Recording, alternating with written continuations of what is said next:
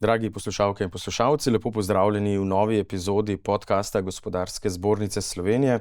Tokrat v ozadjih, v katerih bomo osvetlili aktualno stanje in izzive, s katerimi se sooča slovensko gradbeništvo. V prvem četrtletju letošnjega leta je namreč bruto domači proizvod Slovenije padel kar za 0,8%, pri čemer so se močno znižale prav gradbene investicije, zlasti v gradnji inženirskih objektov. Po več letih intenzivne gradbene aktivnosti se sektor sooča z opaznim upadom. Statistični podatki kažejo, da je bila skupna vrednost gradbenih del lani za 9% manjša kot leta poprej, pri čemer je bil upad pri gradbenih inženirskih objektih kar 12,5%. No, minister za finance Klemen Boštjančič je izrazil presenečenje, saj naj bi država namenjala znatna sredstva za gradbene projekte. Enako presenečen je tudi gospodarski minister Matjaž Han. Na današnji epizodi bomo zato raziskali, kaj so glavni razlogi za to upočasnitev, kako vpliva to na širše gospodarstvo in kakšne rešitve predlagajo strokovnjaki ter predstavniki industrije. Z nami sta Gregor Ficko, direktor Zbornice gradbeništva in industrije gradbenega materiala pri Gospodarski zbornici Slovenije. Torej podjetja zastopate, ki izvajajo gradbene dela. Lep pozdrav, Gregor. Pozdravljeni. In na drugi strani Slovenko Henigman, direktor Združenja za svetovalni inženiring, prav tako pri Gospodarski zbornici Slovenije. Torej zastopate pa podjetja, ki umeščajo v prostor, projektirajo, nadzirajo in seveda izvajajo vse vrste inženirskih storitev. Lep pozdrav obema in hvala lepa, ker ste se odzvala vabilu v studio. Glede na to, da smo sodelavci, predlagam, da se kar tikamo. Najprej vprašanje za oba. Ali sta vidva presenečena nad takšnim padcem gradbene panoge v prvem četrtletju letošnjega leta? Morda Gregor? No, na zbornici gradbeništva nismo presenečeni. Mi smo prve indice upadanja gradbene dejavnosti zaznali že v začetku lanskega leta. Postali smo pozorni na rezultate, ki jih je Statistični urad Republike Slovenije objavil že v oktobru 2023 in kjer se krivulja rasti do takrat. Povprečno gradbeništvo v kvartalu raslo okrog 2 do 3%. Na 3 mesece se prvič krivulja obrnila navzdol in takrat smo postali prvič pozorni, kaj se dogaja. Sicer je bilo teh nihanj že v preteklosti kar nekaj, ampak ko smo začeli pa opažati, da se celotno lansko leto stanje ne izboljšuje, ampak da gradbeništvo pada, se pravi, beležili smo negativni rezultat skozi vse 4 kvartale lanskega leta, je bil pa znak za alarm seveda velik in temu primerno smo potem tudi začeli obveščati javnost, obveščati tudi pristojna ministrstva. Na to temo smo imeli kar nekaj sestankov z nekaterimi ministri, predvsem z ministrico za infrastrukturo, tudi kolega Henigman je bil prisoten.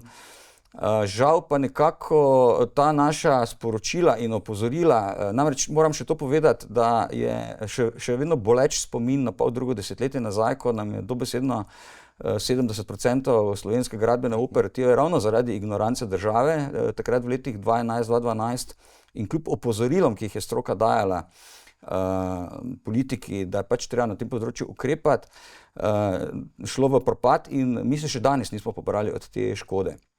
Zdaj, zaključil bom samo s tem, rečeno nam je bilo, da je pravzaprav panika odveč, da država pripravlja rekordne proračune, ki je tudi na koncu bil sprejet kot rekordni proračun, vendar rezultati pač taki, kot so negativni. Slovenko, tudi pri vas ste zaznavali v bistvu ta padec, podobno kot pri samih gradbenih podjetjih? Jaz bi rekel, da sem presenečen, pa tudi nisem.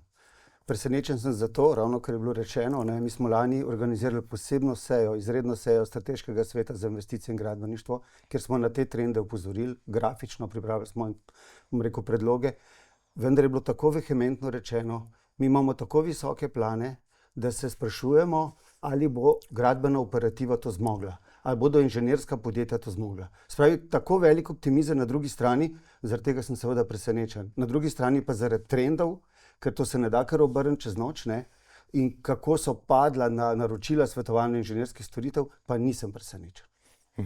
No, Gregor, gradbena aktivnost v medletni primerjavi ostaja znatno nižja, za razliko tudi od ostalih večine drugih dejavnosti. Kaj opažate? Je projektov manj in kje je ključni razlog za to?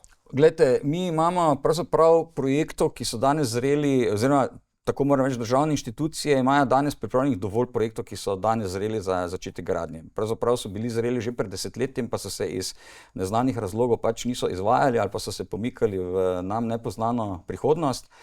Tako da bi država rekla, da nima projektov, ki bi jih lahko izvajala, tega ne bi mogli reči. Ta trenutek se nam gradbeništvo ohlaja predvsem zaradi naslednjih razlogov. Prva stvar je v tem, da se ne morejo z polno aktivnostjo zagnati veliki infrastrukturni projekti, kot je recimo 3. razvojna os.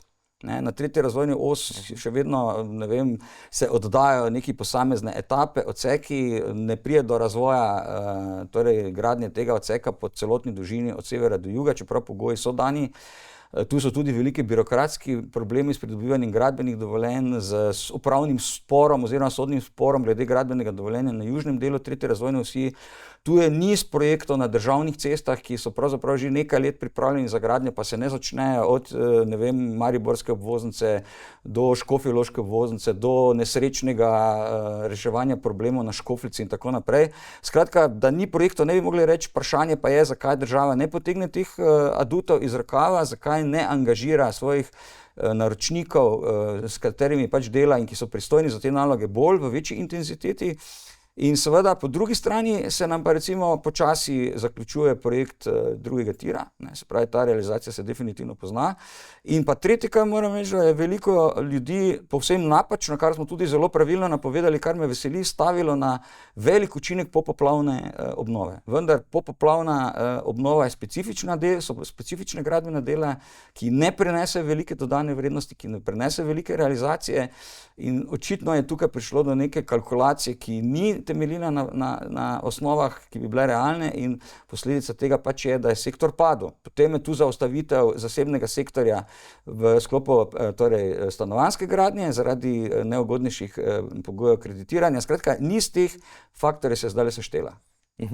No, ravno to sem želel vprašati. Je razlika po posameznih področjih, recimo med visokimi in nizkimi gradnjami, potem državnimi infrastrukturnimi projekti in pa ne nazadnje stanovanjskimi?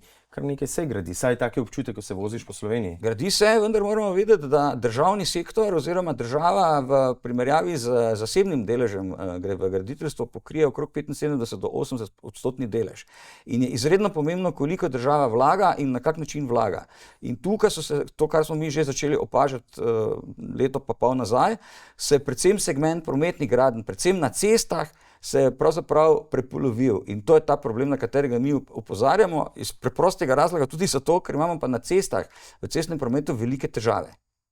Zastoji, torej tehnično neurejene ceste in tako naprej. In ta problem je seveda medsebojno povezan in rešitve so, vendar ne vem, zakaj jih pristojni ne uporabljajo. No, zanimivo je bilo tudi to, ta podatek, da po sektorjih gledano, glede na začete insolvenčne postopke prevladujejo gradbena podjetja. Zakaj, če po drugi strani so se cene v gradbeništvu v zadnji krizi kar precej povečale? Poglejte, ta rast cen je imela eno grenko ozadje, da po drugi strani naročniki, sploh prvo leto po izbruhu najprej covidne, potem pa še energetske krize, ki je multiplicirala ta rast cen na gradbenih trgih, predvsem državni naročniki teh podražitev niso akceptirali, pravzaprav so jih ignorirali. In tukaj so podjetja zelo zajedla v svojo substanco. Mi moramo nekaj vedeti, da je gradbeništvo ena od gospodarskih panog, ki nima velikega priliva iz vidika dodane vrednosti na zaposlenega. Okrog 45.000 evrov je znašala lansko leto dodana vrednost gradbeništva, recimo visoko razvite industrije ali pa dejavnosti gospodarske presegajo 90-100.000 evrov tudi, kar pomeni, da to več kot enkrat večja dodatna vrednost. In podjetja so zelo hitro skurila ta svoj nek kapital, neko svojo amortizacijsko vsoto, ki so jo imela. In mi moramo nekaj vedeti, gradbeništvo je po eni strani izredno drago gospodarska panoga, ki terja nenehno dopolnjevanje mehanizacije, resursov, ki jih potrebujemo, od opreme. Kolega bo lahko več povedal glede asfalterjev in tako naprej. Torej, ta oprema je izredno draga, betonarna in tako naprej. In seveda podjetja to morajo, kako dobijo ta denar, dobijo ga skozi investicije. In te cene, o katerih sem prej govoril, kar ste me vprašali, so pa povzročile ravno kontraefekt, predvsem pri državi in pri lokalnih investitorjih, da enostavno niso razumeli, kaj se je na trgu zgodilo in so dejansko te podražitve ignorirali. Šele po dolgotrajnih prepričevanjih smo uspeli nekako pripeljati ta problem v reševanje, pa tudi danes v celoti še ni rešen. Slovenko, državno vlaganje v obnove cest in železnic so se v letošnjem letu, pa prihodnjem letu, se tudi povečujejo v proračunu, vsaj tako pravi finančni minister. In znaten delež seveda naj bi bil zagotovljen tudi s strani Evropske unije.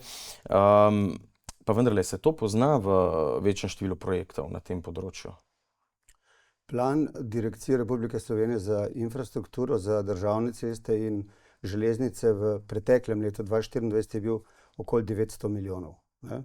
Ta plan se je letos povečal na 1 milijardo 39 milijonov. Ne? Se pravi za krepko več kot 10%. Na drugi strani, pa če pogledamo tudi DARS. Tudi DARS je od lanskih, imeli so plan 195 milijonov, rekli so, da bojo realizirali 185 milijonov, ta plan se je povečal na 270 milijonov. Se pravi, plani na železnicah in cestah so se povečali skupaj za 250 milijonov. Vendar, če se pogovarja z gradbenimi izvajalci, razpisov enostavno ni. Velikih projektov je Gregor povedal, kako je z velikimi projekti.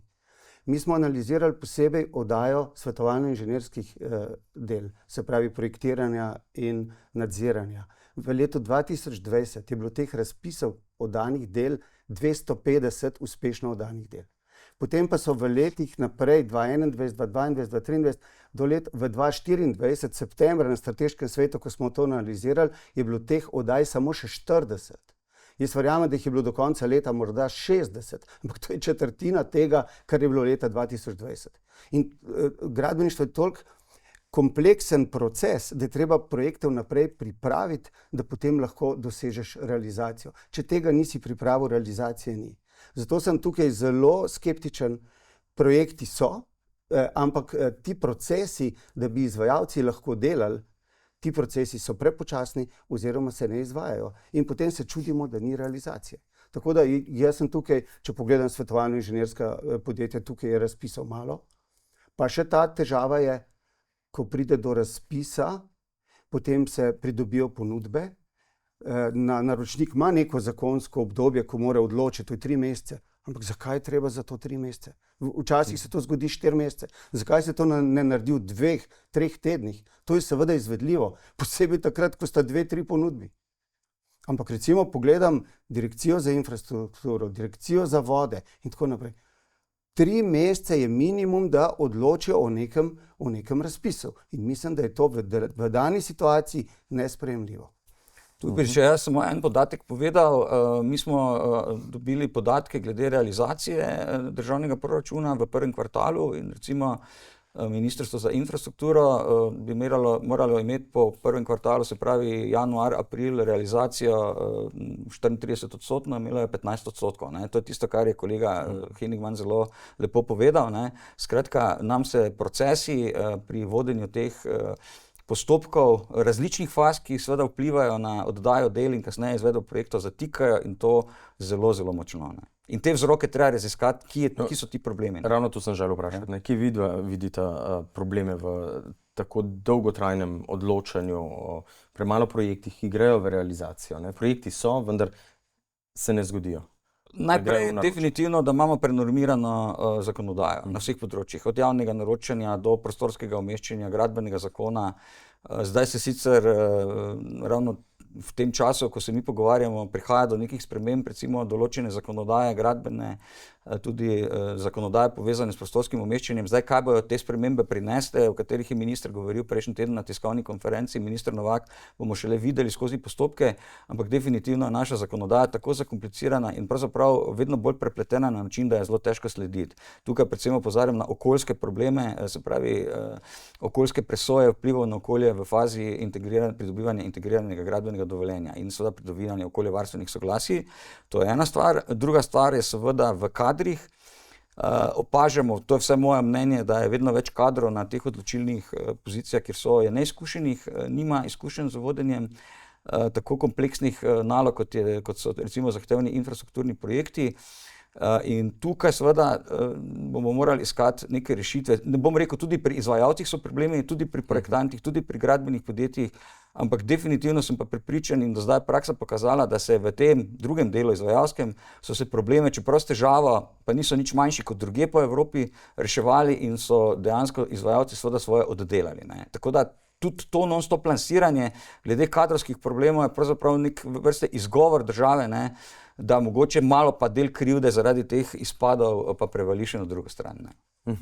No, z državne strani je bilo mogoče slišati, tudi na enem od posvetov o popoplavni obnovi, da je veliko razpisov, na katere pride ena prijava ali pa še to, torej ponudbe za izvedbo del, da se gradbena stroka nenazadnje seveda sooča tudi s pomanjkanjem kadrov, kar sta vidva tudi omenila, in nenazadnje, da primanjkuje tudi inženirskih podjetij za vse projekte, ki so na voljo.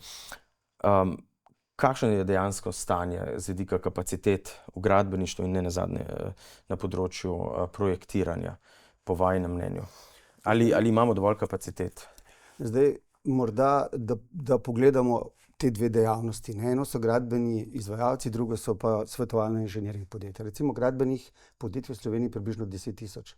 Zaposlujejo cirka 80.000 ljudi. Na drugi strani imamo svetovalno inženirska podjetja, to so projektanti in tako naprej, kako sem rekel. Teh podjetij je v Sloveniji največ, recimo med 500, morda tudi 1000, če štejemo inženirje posameznike, SP-je in tako naprej. Zaposlujejo tam 3-4 tisoč ljudi. Se pravi, gre za dva segmenta, ki sta po velikosti povsem različna. Na drugi strani pa, če pogledamo, kakšna je pa specifika dela, koliko časa je potrebno, da prideš do ustreznega znanja, je pa ta segment inženirskih del, bom rekel, bistveno zahtevnejši. Potrebno je veliko več časa, da se ti ljudje izobrazijo. In zdaj, ko imamo te kadrovske probleme, mi vemo, da bo v letu 2030 manj kot 1000 inženirjev. Je to seveda izjemen izziv za celotno panogo. Kako to nadomestiti? Kako biti bolj učinkovit? Gregor je rekel, da imamo pač težave pri odločanju, jaz bi se s tem strinjal. Imamo najprej težavo z zakonodajo, ampak ta ni ta največja. Ta največja so, po mojem, imajo civilne iniciative v Sloveniji preveliko moč. Absolutno imajo, bom rekel, izjemno moč, da zaustavljajo projektov. Mi imamo na hidroelektrarnah, ki jih lahko sami kompletno naredimo, totalno zaustavitev sistema. Tukaj so seveda tudi sodni postopki, ki se, bom rekel, možnosti pritoževanja eno inštanco, drugo inštanco in tako naprej. In enostavno bo treba najti načine, kako se, bom rekel, kako smo hitrejši. In tukaj so pa zelo pomembni delovni timi. In mislim, da ljudje so tisti, ki morajo biti motivirani, da delajo, bom rekel, več kot je običajno. To ni delo do 3 pri investicijah. In mi se moramo zavedati, zakonodaja bo ostala zahtevna. Tudi če bomo rekel, zdaj se zakoni nekoliko izboljšujejo in tako naprej, ampak ključna je motiviranost ljudi. In ljudje gledajo, kakšni so njihovi šefi, kakšni so vodje. In na prava vodstvena mesta je treba dati izkušene ljudi, ki so pripravljeni tudi žrtvovati en del svojega privatnega življenja, zato da zadeva teče. In potem bojo seveda projekti tudi tekli. Velik problem je to umeščanje v prostor, sama, da ste se že malce dotaknili tega, povezano tudi z okoljsko zakonodajo, dolgotrajnimi postopki, tudi administrativno zapletenimi postopki izdaje gradbenih dovoljenj, različnih mnenj in podobno. Kako v zbornicah vidite ta problem? Ali nedavno sprejeta zakonodaja bo pohitrila postopke na tem področju? To bo pokazal čas skozi postopke. Do zdaj še vse spremembe, ki smo jih na tem področju v zadnjih 15-20 letih sprejeli, niso prenesle pospešitve teh nalog v sklopu umeščanja v prostor, bi vam pa, da si boste predstavljali, kako smo stvar zmaličili v 30 letih, bom povedal na enem primeru. V začetku, Slovenko dobro ve, na začetku avtocestnega programa v samostojni državi smo mi za zelo zahtevne avtocestne odseke, kot je recimo, ne vem, avtocesta čez Trojane, recimo avtocesta mimo Maribora, ne vem, avtocesta proti morju, poprečno potrebovali med 2 in 3 leti, da smo sprejeli državni prostorski načrt. Te avtoceste imajo pravzaprav vse zahtevne elemente in tudi vse varovalne elemente iz vidika ščitenja okolja, ščitenja narave, ščitenja prebivalcev in tako naprej, kot imajo avtoceste, ki so bile umeščene v prostor 20 let kasneje ali pa 25 let kasneje. Ampak kaj se je zgodilo? Če smo takrat potrebovali 3 leta maksimalno za sprejem takšnega državnega prostorskega načrta, danes potrebujemo 15 ali pa celo več let. Poglejte, umeščanje 3. razvojne osi v prostor se je začela leta 2004. Danes smo leta 2025, se pravi 21 let kasneje, in ta avtocesta oziroma ta hitra cesta še vedno ni v celoti umeščena v prostor. Ne? In kaj se je zgodilo? Vmes se je ta zakonodaja tako zakomplicirala, tako spremenila, tako postala pravzaprav, bom rekel, zahtevna, pa noben ne razume zakaj, ker smo imeli pravzaprav rešitve že zelo dobre na začetku teh aktivnosti. Seveda, prvi izgovor je uvajanje evropskih direktiv. Ampak to, kar je tudi Slovenko omenil, velik vpliv tukaj so imele nevladne organizacije, ki so skozi infiltracijo kadrov, ki delajo na teh ministrstvih. Jaz vem, da bo to zelo težka beseda, ampak popolnoma stojim za njo, ker poznam zadeve, ki se skozi infiltracijo kadrov, ki delajo na Ministrstvu za okolje in prostor, oziroma tistemu, kaj je zdaj razdeljeno, uspela vse te spremembe, razdelitve posameznih procesov, podaljševanje rokov pripeljati v zakonodajo, in to je danes zakomplicirano tako, da tega pravzaprav noben več ne more razrešiti. Je eden od problemov počasnega reševanja problematike gradbeništva in umeščanja v prostor tega tudi to, da ste gradbinci zdaj razpeti med 3 ministrstva. Nikjer ta panoga ni kot da bi imela svoje resorne ministrstvo, ki bi na nek način celoviteje obravnaval problematiko in naslavljal oziroma iskal rešitve za ta sektor. Kako vi to vidite? Glede, to opozarjamo že veliko let, tako Gregor, njegova zbornica, kot bom rekel tudi naše združenje. Več kot 10 naprej. Pa tudi, če se primerjamo z sosednjimi državami, poglejte Bavarsko, Avstrijo, Italijo, Srbijo, Hrvaško, povsod imajo ministrstvo za gradbeništvo, morda še kaj dodano recimo za digitalizacijo in tako naprej, kot je primer v Nemčiji, ampak tako, da bi bilo pa gradbeništvo prepuščeno samo sebi. Gradbeništvo zagotavlja, prej sem povedal, koliko delovnih mest. Zagotavlja 7% približno bruto družbenega produkta. In pa multiplikativen učinek. Ima izjemno multiplikativen učinek in lahko država z njim korigira, bom rekel, težave z izvozom in tako naprej. In tudi večino stvari v gradbeništvu znamo narediti sami.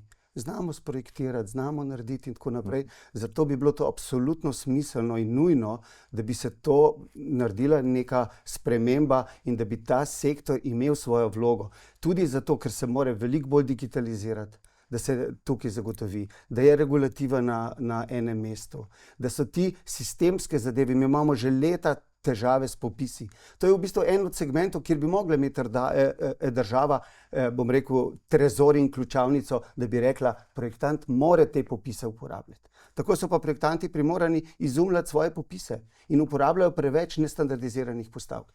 In potem se čudimo, da je ocena nekega gradbenega projekta v začetni fazi tako različna. Zato, ker nimamo enotnih popisov. Skratka, imamo nekaj sistemskih zadev, kjer bi rabili trdo roko pod eno komando. Tukaj imamo pa cel kup ministrstev, nobeno ni za nič odgovorno.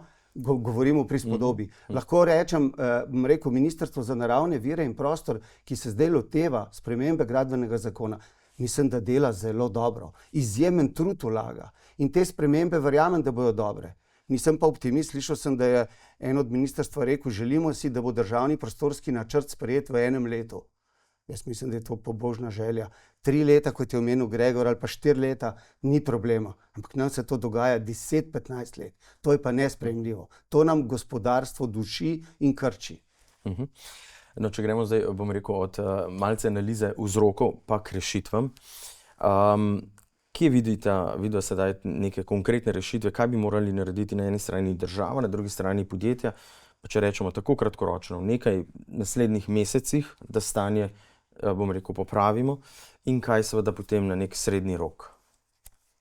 Pa mogoče Gregor. Najprej, če se najprej pogovarjamo, kako popraviti zdaj ta negativni trend v sami panogi, se pravi tale padec, je absolutno treba pospešiti vse aktivnosti na izvajanju gradbenih projektov.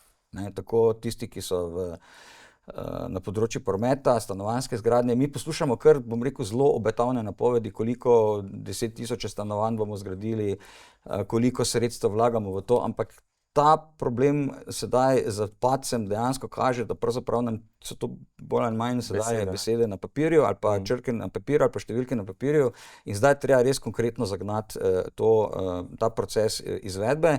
Kot je Slovenko rekel, treba je aktivirati izkušene time, ki se spoznajo na vodenje torej zahtevnih investicijskih projektov, pogledati pri zakonodaji, kje so še ovire, kje se zatikamo. To so vse neki kratkoročni ali pa procesi, ki bi jih morala država izpeljati v letu dni, če hoče ta voz oziroma ta rezultat, ki se zdaj zaustavlja, obrniti v pozitivo in ga zagnati naprej. Potem Slovenka pred leti vlaga velike napore okrog zlatega investicijskega pravila, ki je bilo pravzaprav prvo leto po njegovem sprejemu strani vlade čudežno pozabljeno. Mi moramo zagotoviti neko konstantno vlaganje na način, da bo tudi potem to izvedeno. Ne zdaj zaradi tega, da to piše, pa da imajo medije o čem pisati, ampak da se dejansko problemi v praksi rešujejo. Ker jaz sem že nekolikokrat povedal in bom tudi tukaj spet poudaril, mi ne gradimo zato ali pa ne forsiramo izgradnje teh projektov zato, ker bi podpirali gradbeništvo kot panogo. Mi te projekte potrebujemo jih kot državljani, kot davkoplačevalci, potrebujemo jih kot država za normalen razvoj, potrebujemo sodobne ceste, sodobne železnice, nič od tega nimamo. Jaz moram tudi to povedati, da smo 4,5 milijarde do sedaj vložili v železniško omrežje, to je približno 80% avtocestnega programa, da si boste lahko predstavljali, ampak javni potniški promet na železnicah je še vedno takšen, kot je bil pred 10 leti. Vožnje vlakov, recimo med Mariborom in Ljubljano, so še vedno na ravni izpred 100 let, ali pa izpred 50 let. Mogoče je minuta, dve v prednost sedanjega časa, ampak ni to, bom rekel, cilj, da pravzaprav ne dobimo tega, kar bi potrebovali. Noben ne razmišlja o gradnji nove železniške povezave, hitre železniške povezave med Mariborom, Ljubljano in Koprom, ki bi popolnoma prevzela javni potniški promet. Skratka, ne bom rekel, da nimamo veliko možnosti za reševanje teh problemov, ampak lotiti se jih je potrebno. Poglejte, Slovenko bo to dobro vedel, pred 15 leti smo na cestno-prometnem kongresu v Portorožu opozorili na to, kaj se bo zgodilo, če ne bomo začeli širiti cestne in železniške infrastrukture, jo modernizirati, jo posodabljati. Nič od tega se v 15 letih ni zgodilo in rezultati danes so takšni, da imamo nemogoče zastoje pravzaprav na celotnem avtocestnem omrežju. In sedaj se jih lotevamo, ko imamo pravzaprav prometa več kot 90.000 vozil na dan, namesto da bi se jih lotili pred 15 leti, ko je bilo tega prometa 40 ali pa 50.000 vozil na dan. Slovenko, kje vi vidite rešitve kratkoročne in srednjeročne? Tako rekel, to, ko propade ena panoga, tako pomembna, kot je gradbeni sektor, to, kar se nam je zgodilo, pomeni, da grejo kadri iz panoge. Podjetja se ne razvijajo določeno obdobje, potem se to začne na novo vzpostavljati. In kar naenkrat je manjko 10 let, ko se ne investira. In kar naenkrat vsi problemi stopijo na dan. Omenjena je bila prometna infrastruktura, kakšne težave so, ampak imamo tudi težave, omenil sem prej hidroelektrarne. Poglejte stavbe, nimamo sodišča, ki bi ga rabili, NUK se še ni začel graditi. Poglejte težave z Dramo, tudi na objektih visokih gradenj, da ne omenjam stanovanjsko gradnjo. Skratka, na vseh segmentih imamo evidentne probleme in tudi to je vse posledica propada gradbenega sektorja. In seveda ta gradbeni sektor se je tudi nenormalno oslabil. Mladi ljudje se niso več odločali, bom rekel, študirati kar nekaj let, ogromen minus na vseh vpisih in v srednje, poklicne in na fakultete. Enostavno se ti to pozna. In potem kar naenkrat so potrebe tako velike, celoten sistem pa tega ne zmore. In mi smo ta sistem probali nekako, bom rekel, ponovno vzpostaviti. Jaz bi rekel, še najbolj se je vzpostavil na področju gradbenih podjetij, privatna iniciativa in tako naprej. V državi smo, jaz mislim, da dobro rešili problem ta največjega državnega inženirja, o katerem pravzaprav zelo malo govorimo, DRI, ne, ki je bil na čelu izgradenja avtocestnega programa. Potem, ko je prišla ta negativna, bom rekel, ko je bilo vse narobe z avtocestnim programom in tako naprej, je bilo treba poiskati eno rešitev za inženirja in ta rešitev je bil in-house inženir. Na kratko, da povem, to pomeni, da več kot 50% poslov dobi neposredno od države. In ta državni inženir je iz 200 pa še nekaj zaposlenih danes narasel na 450. Vedno več je tega in-housea. In bom rekel, to je po eni strani zelo ugodno za naročnike, ki vemo, da so po vseh ministrstvih in tako naprej. Oni dajo nalogo inženirju in s tem so svoj problem rešili in bo šel kar samo od sebe. Pa ni tako, prvič ni tako enostavno. Drugič, če si za vse, potem vprašanje, zakaj si res dober. Ne? In je, bom rekel, dejstvo je, da ima DRI posamezna segmenta, kjer je odličen, ampak določene segmente ima pa slabo pokrite. In tudi in-house postaja, bom rekel, za njega, bom rekel, že bolj breme, ker ne more dovolj nagraditi svoje ljudi. In enostavno, in tudi, bom rekel, tako veliko podjetje med ostalimi, bom rekel, palčki, enostavno po moje ni dobra rešitev in treba je razmisliti, da bo potrebno sistem obnoviti, narediti veliko bolj učinkovit, tako da bo celoten, ker to, kar se je zgodilo, da vsi pravijo, imamo rekordne plane, realizacije pa ni, nekaj v sistemu zelo škripa. Pomeni, da ne obvladujemo realizacije, ki se dogaja, ker drugače to ne more zgoditi. Saj to niso projekti od danes na jutri. Ti planiraš za nekaj let naprej in ti imaš krivulje, danes, bom rekel, v računalniku vse piše, če ga znaš pravilno uporabljati. Slovenko, kje vidite pa potem pri vaši zbornici rešitve? Ne? Na strani države, kot sem razumel, ena rešitev je pač tudi dati na trg več pravzaprav projektov, ne? V izdelavo, ne samo državnemu, DRI-ju. Druge rešitve še? Glejte, na vseh segmentih je treba okrepiti postopke. Okrepiti je treba postopke oddaje del na inženirskih storitvih in oddaje del pri sami izvedbi del. Na obeh segmentih je treba okrepiti. Bom rekel, dati ljudem sporočiti, ki delajo v tej panogi, da bojo motivirani, da to, bom rekel, da se jih tudi ustrezno ceni, da se jih ustrezno zmotivira in nagradi na koncu. Vse to je treba zagotoviti. In na vseh segmentih je treba napolno iti. Mi vemo, kako zahtevna situacija je v svetu in gradbena panoga, to se je pokazalo v covidu. Takrat je gradben sektor, bom rekel, zelo prosperiral in mislim, da je zdaj ponovno takšen čas. In tudi reševal državo. Je takšen čas, ko mislim, da z plani, ki jih imamo, z veliko dobrimi ljudmi, da smo v stanju, bom rekel, obrniti to kolesje in to moramo narediti. No, že prej ste omenila, Gregor, si hotel kaj dodati? Jaz bi še samo to rekel, da imamo gradbinci eno smolo. Slovenko je omenil negativno propagandno razpoloženje med izvajanjem avtocest, češ kaj je bilo vse narobe in kako naprej, čeprav napak ali pa pomanjkljivosti ni bilo nič več ali pa nič manj, kot je to v povprečju po svetu. Vse posod se srečujejo s težavami pri izgradnji velikih infrastrukturnih projektov. Problem je pač v tem, da pri nas represivni organi, ki bi morali to v kali zatreti takoj na začetku, se zbudijo šele 2 ali pa 3 leta kasneje, ko že vse mimo.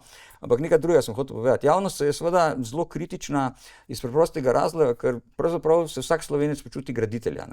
Vsak je sosedu pomagal zaopažiti ograjo ali pa mu prikriti streho, je pravzaprav gradbenik. Mi gradbeništvo pojmujemo kot zelo, zelo enostavno dejavnost, ki jo pravzaprav vsak zmore, v resnici pa temu ni tako. Gradbeništvo je izredno kompleksna, zahtevna tehnična panoga in jaz vedno, ko delam primerjave, vedno rečem, gradbeništvo je zelo po zahtevnosti podobno medicini, seveda nista primerljivi po posamezni dejavnosti, ampak gledajte, knjiga o reologiji betona ima 1000 strani, ravno toliko, kot ima knjiga o katerikoli medicinski specializaciji, če študirate medicino.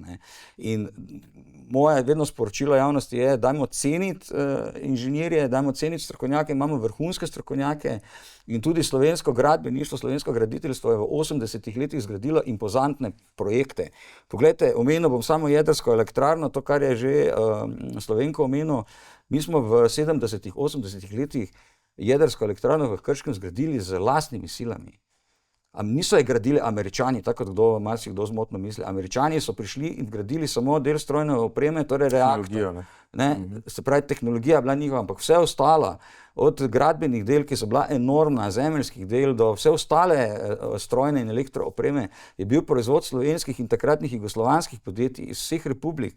In verjemite mi, da Westinghouse v Krško ne bi prišel, če bi videl, da se tu dogaja kakršnekoli neumnosti ali pa da recimo naše gospodarstvo ni sposobno parirati temu, kar bo on tukaj vgradil.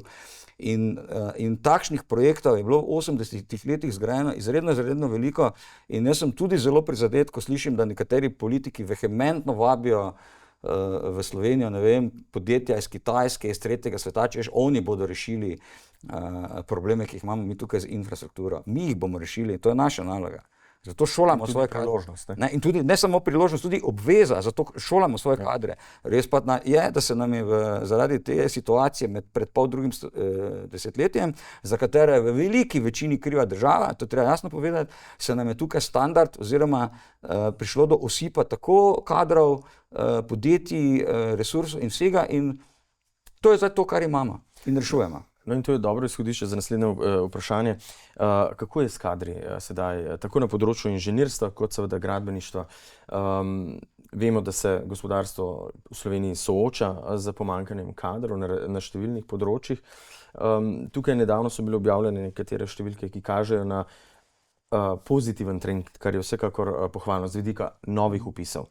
Morda komentar na to. Jaz bi toliko rekel samo, da sem zelo vesel, da je naša zbornica v zadnjih 4 letih vlagala izjemen napor, predvsem v delo z mladimi kadri, vsakoletni kadrovski dnevi na Megri, kjer smo en dan posvetili osnovnošolcem, srednješolcem, študentom za predstavljanje poklicov v gradbeništvu, so dali rezultate, vpis se obrnil na pozitivo na vseh področjih šolanja v gradbeništvu in seveda mi bomo s tem trendom še nadaljevali, ker moramo nadaljevati.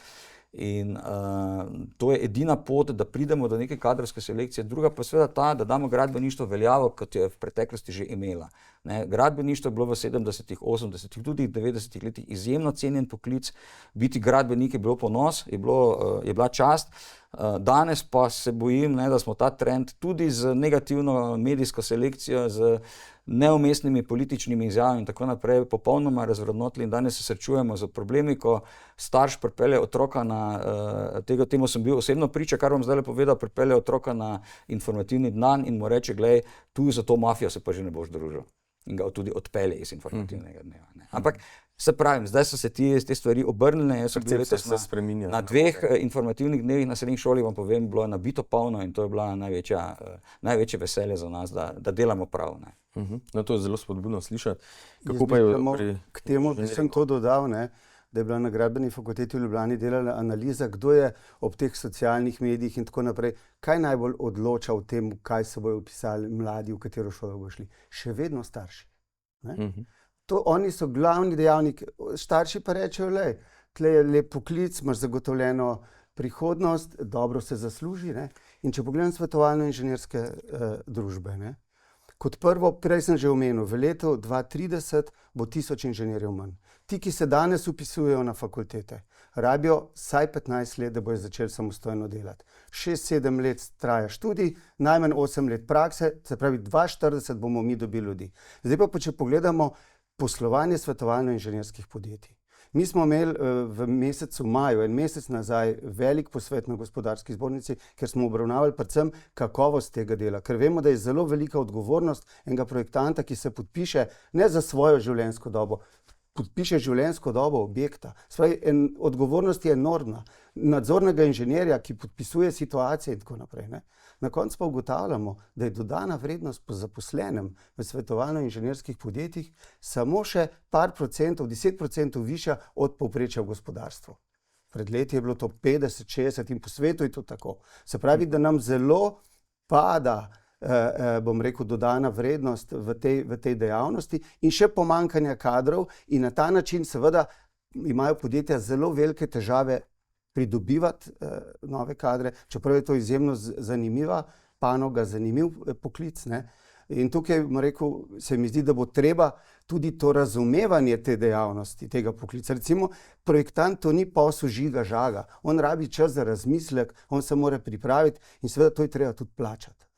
Tako da zdaj bi rekel, čist nek velik optimist ne morem biti, ampak se mi zdi s takimi pogovori, da osvetljujemo, da povemo, kje je problem, bom rekel, tudi vse ostale nekako seznanili s to problematiko. V tem smislu pa moram biti optimist. No, Gospodarska zbornica je zelo aktivna na tem področju, ne samo, da ste omenili aktivnosti. Ena od takih, ki prispeva k stabilnosti gradbeništva ali pa si prizadeva, je seveda tudi tako imenovan gradbeni trojček, ki ste ga razvili. Kaj pravzaprav gradbeni trojček vključuje in kakšne so tiste konkretne aktivnosti tega trojčka? Glejte, gradbeni trojček je bil narejen takrat, ko je propadel gradbeni sektor. V parlamentu je bila parlamentarna komisija, da bi ugotovila, zakaj je ena gradbena panoga propadla. Ni je bilo. Mi smo tukaj tiščali glave skupaj več let na Gospodarski zbornici, kako nekaj narediti, da se nam to ne ponovi. Zato je nastalo zlato investicijsko pravilo, ki pomeni stabilnost. Ustanovili smo strateški svet za investicije in gradbeništvo, kjer so vključeni vsi vodilni ljudje, od naročnikov, izvajalcev, projektantov, nadzornikov, inštitutov, fakultet. Ti se dobivajo zdaj že od leta 2018 vsako leto 3-krat. Ne bom rekel, to je posvetovalno telo, tudi vladi in vsem ostalim, ampak ima pa tudi moč. Moč ima, da gre v medije. Samo takrat ima moč. In da pravočasno tudi opozorite. Ne? In tretja stvar je Akademija gradbenih investicij. In to skupaj je ta trojček, ki je predvsem namenjen, da se ne bi zgodba ponovila oziroma da se prepreči, da se to ponovi.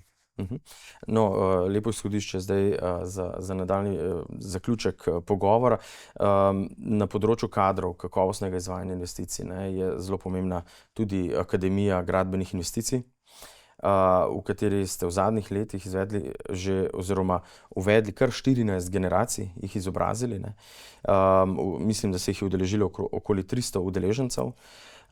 Zakaj ste se odločili ustanoviti to akademijo? Nekaj ste si že omenil, ne? Ja, osnovni namen je to, da se prepreči, da se ponovi nekaj takega, kar je bilo grozljivo. Drugo je pa seznaniti udeležence, ki pridejo na to akademijo skozi celoten investicijski proces. Ti na izobraževanju imaš posamezne predmete in tako naprej, potem prideš v svoj poklic, delaš neko ožje področje in tako naprej. Nikjer pa nimaš možnost spoznati investicijski proces, bom rekel, vso kompleksnost od začetka, od umeščanja v prostor, projektiranja, gradnje in naprej do razgradnje objekta. In to vse je v akademiji. Akademija ima 7 modulov, pokriva dejansko celoten ta proces, vključena je kompletna digitalizacija, vključeni so moderni postopki, nove pogodbe, FIDIC pogodbe, vključen je, bom rekel, plani, projektiranje in tako naprej, pametna mesta, pametna infrastruktura, vključeno imamo komuniciranje, tako interno na projektu, kot eksterno z mediji in tako naprej. Na koncu imamo tudi vrhunskost pri investicijah, od zavarovanja projektov do, bom rekel, tveganj pri vodenju investicij, pri gradbenih projektov in na koncu seveda se pogovarjamo tudi o, bom rekel, o denarju, ki seveda zelo pomemben pri investicijah. Kako poteka to usposabljanje in kdo so predavatelji? Kot prvo na akademijo vabimo poleg inženirjev tudi ekonomiste, pravnike, vsi, ki delujejo na investicijah, tudi družboslovce. Poteka v 7 modulih. Torek, četrtek, začne se, rekel, dopoldne ob 10:11 do večera. Vsak modul ima na koncu kratek preizkus znanja in po enem mesecu končni izpit. Približno 30 predavateljev. Najboljše, kar Gregor je recimo eden od predavateljev, najboljše, kar smo v Sloveniji dobili, ampak to so predavatelji, ki to delo upravljajo. Zato govorijo iz prakse, pa to bi rekel, 2018 v jeseni smo začeli z akademijo, program je danes povsem drugačen. Toliko stvari se je spremenilo, družba se tako hitro spreminja. Bi rekla, gradbeništvo je neka taka tradicionalna panoga. Če pogledam, mi imamo danes digitalne dvojčke, projektiramo v BIM-u, z georadarjem ugotavljamo, kaj je pod površjem. Skratka, toliko sprememb je, da so praktično predavatelji že večkrat, rekel, naredili na novo in tako naprej. Torej v bistvu zelo aktualen program. Vedno aktualen. Z vrhunskimi predavatelji. Tako, to se trudi. Kdaj je morda še informacija za tiste, ki bi jih to zanimalo, kdaj je naslednji vpis v program? Mi imamo običajno okrog 25 udeležencev na vsaki izvedbi. Omenil si, da jih je bilo 14, zdaj v jesen. Generacij. Se mi zdi 1. oktobra začne 15. Rekel septembra je upis. Torej septembra je do septembra možnost upisa na Akademijo gradbenih investicij. Morda še informacija, kje lahko poslušalci, poslušalke dobijo več informacij? Spletna stran GZS, Združenje za svetovalni inženiring, kjerkoli. Akademija, AGI, povsod. Super. Naš čas je počasi iztekel. Morda samo še zaključna misel, kakšni so vajni obeti za naprej? No, jaz si želim, da bi pravzaprav v Sloveniji končno spoznali, da dejansko razvoj države temelji seveda na solidni ali pa zelo dobri ali pa celo odlični infrastrukturi. Ne? In tako je posod v razvitih evropskih državah, od Nemčije, Avstrije, na koncu tudi Italije, pravi države, katerim, da Švice ne omenjam, Švicari bi si radi bili zelo podobni, ampak nekako ne prevzemamo njihove miselnosti na tem področju. In seveda te stvari pač moramo zgraditi in tudi investirati v njih. In ko bomo ugotovili še enkrat, da ne gradimo zato, da podpiramo gradbince kot neko gospodarsko panogo, ki rabi državne subvencije za to, da pač nekaj dela, ampak da gradimo zato, ker to ljudje rabimo, ker se družba hitreje razvija, ker smo transportno bolj povezani, ekonomsko bolj učinkoviti, gospodarstvo bolj konkurenčni, takrat mislim, da bo to lažje. Ampak malo sem pa tukaj skeptičen, ker se bojim, da v zadnjih 30 letih, odkar spremljam to sceno v samostojni državi, nekako še nisem naletel na politika, ki bi imel to vizijo v glavi. Na tak način, kot jo je imel recimo pred 60 leti Stane Kavčič, ki je deloval v nekih drugih pogojih, v nekem drugem političnem sistemu, v nekih drugih časih, poglejte, pa je postavil pravzaprav temelje infrastrukturnega stanja Slovenije, na katerih mi baziramo še danes. On je zagnal avtocestni program, on je zgradil letališče v Ljubljani, zgradil je prvi tir od Kopra do Drežnice, zgradil je klinični center, začel je graditi Cankarjev dom, skratka, to so bili njegovi projekti in ta človek je bil vizionar. In jaz bi si želel, da bi v Sloveniji končno najdli Kavčiča 2.0, ki bi bil pripravljen ali pa sposoben napisati razvojni program države 2.0, ker nažalost ga od leta 1969, ko je nastal ta Kavčičev program, v naši samostojni državi še nismo uspeli napisati. Slovenko, bomo našli Kavčiča 2.0? Jaz mislim, da Gregor je dober. Saj na področju gradbeništva, absolutno. No, ampak kakorkoli, jaz mislim, da naši strokovnjaki so zelo velikih je po svetu. Ta kriza je marsikoga odpeljala, so cenjeni, vrhunski. Tudi doma je veliko vrhunskih. Jaz mislim, da moramo narediti nekaj na organizaciji. In tudi na zaupanju. In to so, bom rekel, v teh državnih inštitucijah, ki vodijo investicije, to ne moramo menjati vsakih par let ljudi. Tukaj je potrebna stabilnost. To so karierni strokovnjaki, ki so pripravljeni, ki živijo za to, ki imajo to strast do tega. Mi dva sva že taka, da imamo veliko strasti, uživava pri tem delu, ni nama težko in enostavno brez tega ne gre. In to si želim. Mi imamo dobre strokovnjake in mi moramo nekaj narediti na organizaciji. Mislim, da s temi mislimi in željami lahko zaključimo. Gregor Ficko, Slovenko Henigman, hvala lepa za obisk v našem studiu. Željo, da se naslednjič srečamo ob pogovoru o rasti gradbeništva in seveda njene dodane vrednosti in prispevku k BDP-ju Slovenije. Hvala tudi vam za vabila. Hvala.